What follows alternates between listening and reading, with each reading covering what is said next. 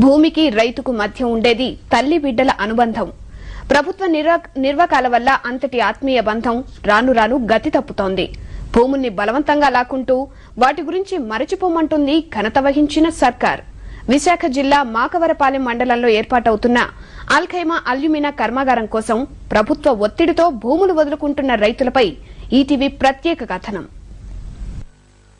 Private సంస్థలకు కట్టబెట్టేందుకు రైతుల్ని భూముల నుంచి గెంటేస్తోంది ప్రభుత్వం.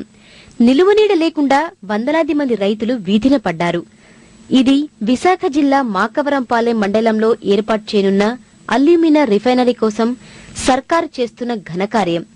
13 గ్రామ పంచాయతీల పరిధిలోని 2153 ఎకరాల వ్యవసాయ భూమిని ప్రభుత్వం తమ స్వాధీనంలోకి తీసుకుంది.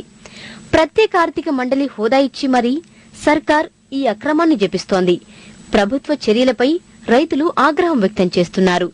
రక్షించాల్సిన సర్కారే వంచిస్తున్న వైనాన్ని అన్నదాత జీర్ణించుకోలేని పరిస్థితి.